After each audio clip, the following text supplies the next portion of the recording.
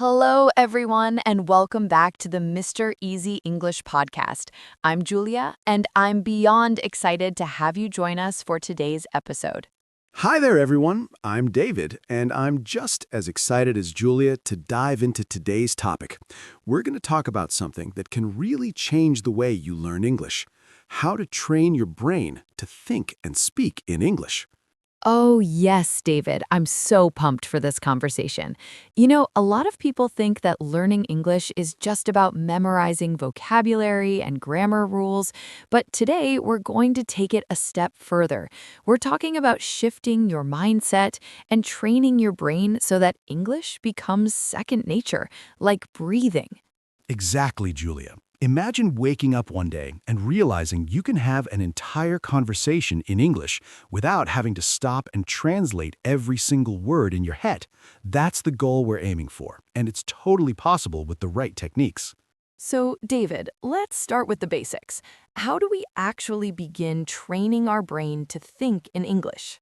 Well, Julia, I think the best way to explain this is by comparing it to physical exercise.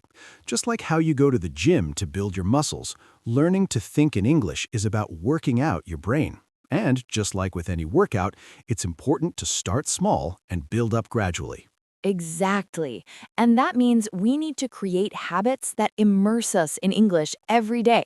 Small, consistent steps will lead to big changes. So, today, we're going to share some super practical tips that you can start using right away. Tip number one, start thinking in small sentences. All right, here's tip number one. Start by thinking in small sentences. And when we say small, we really mean small. It's not about creating complex thoughts, but about making English a natural part of your everyday thinking. Right. Imagine this. You wake up in the morning and the first thing you think is, it's too early. Now, instead of thinking that in your native language, let's try to think in English. You could think, it's morning, I'm awake, time to get up. Ah, I see. I'm awake, and I'm ready to start the day. Exactly. And throughout your day, practice thinking in English in short, simple sentences. For example, I'm having breakfast. The coffee is hot. It's time to get dressed. As you go about your day, try to connect your actions to English phrases.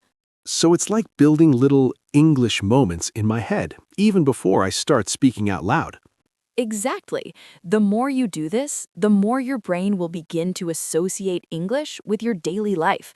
Before you know it, you'll be thinking in English without even trying. Tip number two, immerse yourself with input. Listen and watch English content you love.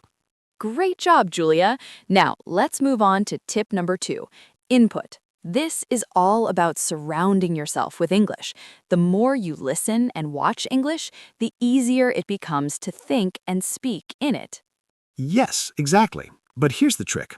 Don't just listen to anything in English. Find things you genuinely enjoy, whether it's a podcast, a TV show, music, or even YouTube videos. If you're listening to something that excites you, you'll be more motivated to keep going. That makes sense. For example, if I love cooking, I could find cooking videos in English.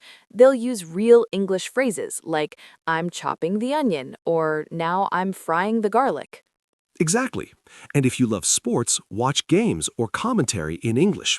Listen for those common phrases, expressions, and the rhythm of English. The key is to focus on things you enjoy, because when you enjoy something, learning it feels less like work and more like fun. And I guess I don't have to catch every word, right?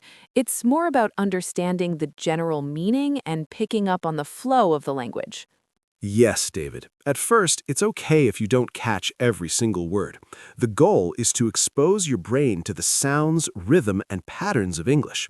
Over time, your understanding will improve naturally. Tip number three, output. Speak to yourself. Now, here's one of my favorites, output. This is where the real magic happens.